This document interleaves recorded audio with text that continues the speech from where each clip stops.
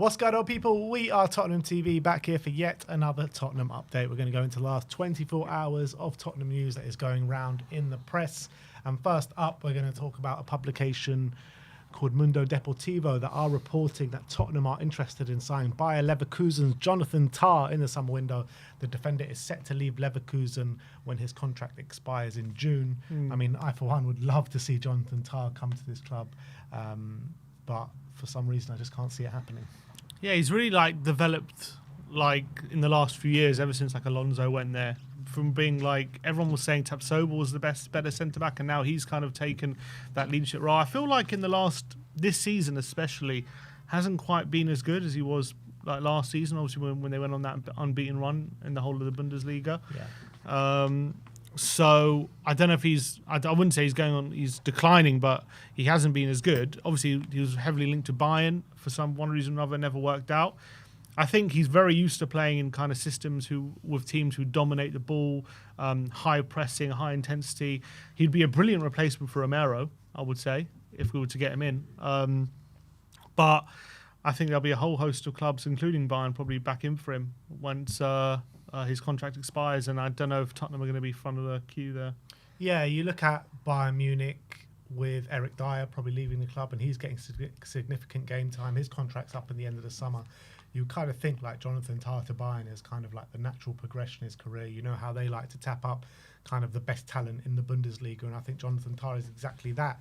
And, with him not having maybe as strong of a season last year, I think you can probably point to a lot of Bayer Leverkusen players that probably aren't having as strong of a season. They had such a sensational season last year, winning the league, losing in the final of the Europa League.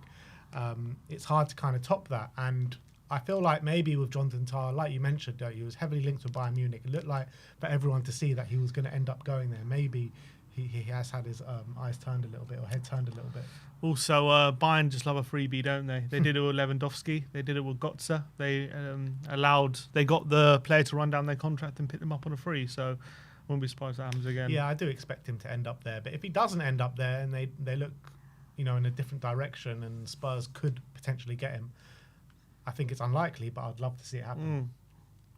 Next up, the Bleacher Report reporting that Tottenham Hotspur are interested in signing Leeds United youngster Harry Gray, Archie Gray's younger brother. Harry is just 16 and has already been in Daniel Farke's first team squads this season. He's not a defensive midfielder like his brother. He is a striker. And when we did sign Archie Gray, we spoke to a Leeds fan, and he said, hands off Harry Gray. Apparently, he's also on a really good trajectory. Well, we've already got Archie, so we've already got, what's it called, a secret agent there who can probably facilitate that deal. So, come on, Archie, get your brother over here. Why not? Yeah, they're saying that potentially Harry Gray, in terms of the footballing word, might even have a higher ceiling than Archie. Well, there you go. Great genes. Absolutely. I mean, they come from a long line of footballing family, don't they? Mm-hmm. So if Spurs, I mean, you just know that Spurs are definitely looking at this. Of course, why wouldn't they? Yeah. If there's a chance to get a highly talented youngster who's maybe even a higher ceiling than Archie, and you can get him for fairly a decent price while he's still very young, and you've already got an in there with Archie could convince him to come over. It's a match made in heaven. Seeing them two on the pitch together. I mean, I don't know if you've seen what Harry Gray looks like, but he looks literally identical to Archie. I haven't seen it. Yeah, it'd be hard to tell them apart on the pitch, obviously, with two different positions, though. That's the only way that you're going to be able to tell them apart, maybe with the number on the back. But yeah, I'd love Spurs to go ahead and get Harry Gray at the club. Next up, Calcio Mercato are reporting that Inter Milan will challenge Tottenham Hotspur for the signature of sought-after Lazio winger Gustav Isaksson this summer. He's already made 39 appearances for Lazio in all competitions, with 5 goals and 5 assists to his name. And he is having a stellar season for Lazio. Yeah, seems to have had some, caps for Denmark as well. He played last night, Yeah, so I don't know too much about him, to be honest. I don't know if he would be a good fit for how we like to play, whether he's a good fit for kind of our winger system. Obviously, Lazio have had a fairly decent season, it's fair to say, fairly mixed recently, but I know they lost 5-0 to Bologna not so long ago, but they've been having a fairly decent season. I see here got 2 goals and 3 assists. I mean, this doesn't sound like crazy numbers, but maybe he's still quite young. He's 23, so he's not a youngster, let's say. But maybe it's a kind of a guy coming into his own at the moment. Yeah, he's a player with a lot of flair and some big ball carrying ability. You know, he loves to take on his man and he likes to attack the space. And you know, I think he's a player that probably would fit the mold, but Lazio are going to command a big fee for him because he's having a really good season. Maybe the numbers don't suggest it. I think it's 5 goals, 5 assists in all competitions. I think what you read out was in Serie A, but with Inter Milan interested in that just tells you how well he's doing. I mean, looking at his numbers, not just like his underlying numbers, nothing really stands out. How old is he? He's 23. Yeah. No, I do think he's a good player, and I do think like he's just starting to break out over the last year or so. Next up, we're going to talk about a potential exit from Tottenham, and that is Alejo Veliz. As Argentinian publication River Noticias says that River Plate manager Marcelo Gallardo is determined to bring in Alejo Veliz ahead of the Club World Cup this summer. I mean, that's kind of music to all our ears. I mean, not me particularly, because I thought Alejo Veliz could have a future at this club, and I thought that, you know, when I saw him last season and when he was playing for Spurs, I did see something that maybe we could build on, but his loan spells have been nothing short of tragic, and his development has definitely been stunted because of it. And if Spurs can get any sort of money for him this summer with the way his kind of development has gone, it's probably got to be seen as a positive. Yeah, it's a massive shame because he came with a decent reputation for being quite a good young forward, scoring goals out in Argentina. I think he had 12 league goals before he joined us at 18. So it looked like we were getting a player who could maybe fight for the striker positions with we didn't even have Solanke when he signed, so we're thinking he could maybe be our future number 9, but it just hasn't worked out by any stretch of the imagination. And unfortunately he hasn't done anywhere near enough on loan to suggest he could be part of our first team next season. So the question is, do you loan him out again? Because if you really believe in him, if he's not going to be part of the first team, if you see a future here, he's kind of still got to prove it because the last 2 years have been so bad. So either you loan him out or you sell him. I just don't see him being part of the first team. So seeing as the last 2 loans have not been great at all, it's difficult to suggest another loan to try and see if we can get out of him. Maybe you could sell him with an option of a buyback clause or something. Maybe that's the way to go. How old is he? He's still only 21 years of age. He's still really young. And, you know, there was a certain forward that didn't have great loan spells and ended up being the best forward the club's ever seen. So you never know how these players can develop if you give him consistent game time, which he hasn't had over the course of both his loan spells. Yeah, I agree. I would like to loan him, but I'm just saying for his own career, he needs to go somewhere where he feels like he's part of something. And at the moment at Tottenham, you know, especially when we've got other young forwards as well who are ahead of him in the pecking order, like Lancashire and other players, I just feel like he might need a clean break at the moment just to complete reset, potentially. Yeah, he kind of is in the similar boat to like Dane Scarlett. You know, he's had multiple loan spells, haven't really gone well for him. And what do we do with him next season? I feel like these two guys, Veliz and Scarlett, are in the same boat, but I feel like Spurs might focus more attention on developing Scarlett because he is one of our own. And at least he scored a few goals while he was out on loan, I guess. I guess so did Veliz at the beginning of this season, but you'd probably say Scarlett has shown a bit more potentially. Yeah, potentially, but I still think it's like not much in it. Next up, we're going to talk about Yves Bissouma. As Ben Jacobs says that Bissouma is the subject of interest from Aston Villa this summer. Aston Villa could be looking to bring in out of favour Yves Bissouma to the club, which is a confused one because they seem stacked in midfield, Aston Villa. Yeah, unless so many players there. Yeah, unless someone's leaving. I mean, I can't really see Villa going in for Bissouma, but you never know. They do like a cheap deal if they feel like there's a deal there, kind of under the value of the player. Maybe they can get some more out of him than we have. But yeah, I would have thought he wouldn't be going to someone like Villa. But I do think he's good enough to play with someone like Villa. But as you say, got Onana, they got Tielemans, McGinn. He's going to find it difficult to get into that team. McGinn does rarely play in the middle though. He usually plays like on the right or something though, doesn't he? They got Kamara as well. Kamara, yeah, he's a very good player. Good players in the middle of the park and consistent players as well, which you can't really say the same about Bissouma. So unless someone's leaving, which is obviously a possibility, but Onana's just joined. Tielemans is probably having the best season in a Villa shirt so far. And Kamara, I mean, he's been used a lot at centre-back this season, but he's still a very, very good player, isn't he? So I really can't see this one being true, to be honest. Maybe we'll go back to Brighton. Yeah, he could do, but they've got Carlos Baleba, who's probably one of the leading players in the Premier League at the moment. But we said that about Bissouma when he was at Brighton. So you never know. Moving on to the next story is regarding Everton's Jared Branthwaite, as Sky Sports claim that Tottenham have been tracking Jared Branthwaite this season, as Jared is expected to further consider his Everton future after being left out of Thomas Tuchel's first England squad. I mean, I for one would love to see Jared Branthwaite at Spurs, but you're looking at Van de Ven or Romero. I guess with Van de Ven's injury problems, it could be a smart move to bring in Branthwaite. I love him as a player, I really do. Yeah, and I kind of feel for him a bit, because I do think if he was at another club, I think he would be in that England squad, because I look at the England centre-backs and I don't see why he shouldn't be. I think he's better than what we have at the moment, currently being called up to that squad. So I feel like he should be there. He's good enough to be there. I think he's done so well since breaking into the team at Everton. Left-footed as well. That would really help with the balance we have at the back. I think he's so big, strong, really good on the ball as well. So I think he's class. I think he's young. He's only going to get better.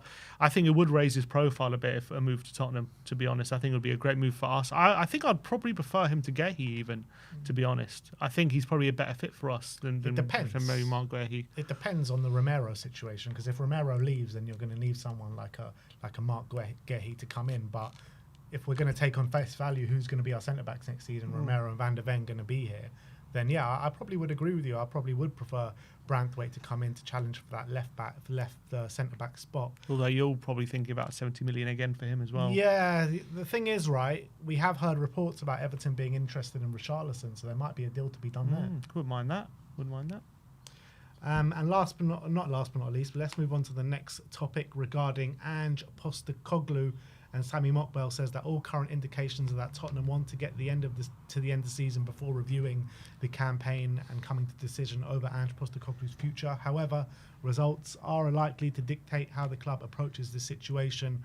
Whilst Mauricio Pochettino has admitted someday he'd like to return to Spurs, however, well-placed sources says that there is no immediate wish to return to the club. He is said to be fully committed to managing the USA for the World Cup. However, are the USA totally committed to him after this international break, losing to Panama and Canada? Yeah, there's a lot of head loss, let's fair to say. I've been watching quite a few clips from pundits saying this is supposed to be the golden generation. What's going on? Like, how are we losing these games? And a lot of them are not very happy. So maybe all is not well. But I think in terms of Pochettino, that kind of has to be the message, doesn't it? Right now, that unless he's ever likely to leave, that has to be the message that he's fully focused on the World Cup. He's not going to kind of wane from that. So that kind of makes sense. Sack him now. That's what I say. Sack him now. In terms of Ange, makes sense. I guess in terms of. I like how he says they want to make it to the end of the season, so it's kind of suggesting he's kind of making it difficult to do that at the moment.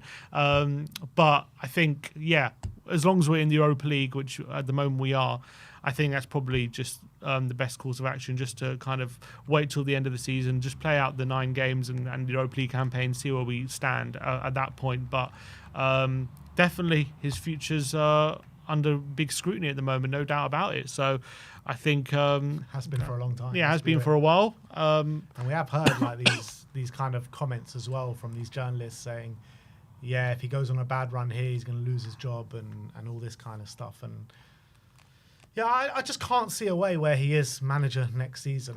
I just can't see it. I wouldn't rule it out. Yeah, I bet you wouldn't. But yeah, it's a precarious situation for Ange Postecoglou, and he's got a big tie against Eintracht Frankfurt coming up, first leg in 2 weeks' time. So have to wait and see how that one plays out. But yeah, in terms of Premier League campaign, he's got big games ahead as well. You know, Chelsea coming up next. Southampton comes up after that, which you've got to say, if you don't beat Southampton, then surely he needs to get sacked on the spot for not beating. How can you not beat Southampton? Yeah, he's got to beat Southampton. But we're going to rotate for that game, aren't we? Probably. Yeah, but even if you rotate heavily, you change 11 players, you should still be winning that game. You're talking about one of, if not the worst, Premier League side of all time. Could be breaking the record. Literally, they could be. They could be. And if they do, It'll be if they beat Spurs, then they won't beat the record. Yeah, but look, we'll cross that bridge when we come to it. Obviously, yeah, it's going to be a balancing act, that Premier League, because we're going to have the Europa League ties, which we're going to be prioritising. But obviously, Chelsea is going to be a week before. Was it a week before the first tie, or maybe 2 weeks before? So I'm sure we're going to play our full strength team then. Then we're going to rest against Southampton, and it'll be a balancing act. And I'm sure there will be drop points in the Premier League between now and the end of the season, because there'll be games where we're resting players. And we're going to talk about these comments from Radu Dragusin's agent. Once again, he's starting to pipe up. And he says, Radu misses Italy. Who knows? He might even come back there in the future. But at the moment, the strongest league is the English one. So it's hard to say that it's not a pleasure to play here. All the players in the world would like to be trained by Conte to improve. He's a stratospheric level coach. But for now, I can't say anything because Dragusin has a long contract with Tottenham. I mean, he says he can't say anything, but he says a bit too much. Someone can't say anything. But yeah, he's saying Radu misses Italy. And there's also a report from Calcio Mercato saying that Dragusin has emerged as a viable target for AC Milan, with Milan already sounding out a move for the highly rated defender. However, AC Milan might offer Fikayo Tomori in a deal to sign Dragusin from Tottenham in the summer transfer window. But I mean, that is complete rubbish because Dragusin's going to be out injured for the whole summer. So there's no chance he's going anywhere. I agree. I think only in January maybe he'll look for a move. I don't know if you read out, part of that quote was he was talking about Conte, right? Yeah. Yeah, and it's quite interesting. Conte at the moment has changed like a back four and how he plays. So I wonder how he would fit in at Napoli if he was to go there. I think he would probably be a much more suited to Conte's style than us right now. I don't think it's specific to a back three or a back four if Dragusin would suit the role. I think it's generally the way the team sets up in terms of high line and the way the team attack and defend. But I think he would be fine in a back four. I think he'd be fine in a back three in Conte's system. Because that's where he played at Torino, wasn't it? It was a back three. Yeah, it was a back three, but it was more how the team kind of plays and sets up, because the way Ange plays with the high line, it just doesn't suit him whatsoever. Conte's line obviously sits a lot deeper than that, so I think it'll be completely fine for him. Wonder if they'll go back to a back three if they sign Dragusin, play three at the back. Yeah, but no, Dragusin ain't leaving until at least very earliest January transfer window next season. Correct. But in terms of his agent, he said he's missing Italy. He's already laying down the groundwork for a move, isn't he? Doesn't surprise me because in Italy he felt probably more valued, more important. Obviously, the country is probably nicer living in Italy than it is in England as well, just the country itself. So doesn't surprise me that he misses Italy, and maybe that's where he felt he was at his best. At Tottenham, he's come here. He hasn't really been the right fit for how we want to play. He was also not first choice. He's out of the team a lot. I know he's played a lot because of the injuries, but I feel like he hasn't felt the love from the fans, and probably as well that he doesn't feel like the right fit for the team right now. So I can understand where he's looking at the move thinking, maybe I'm not in the right place. The reality is this move was always destined to go this kind of way. First of all, he was a complete wrong profile fit, which we've spoken about many a time. And second of all, he was brought in because of Van de Ven and Romero's injury struggles. And as soon as he came in, they were back fit. And they have had injury struggles since then. But he's just never been the right fit for this football club and the way we want to play. That's the reality.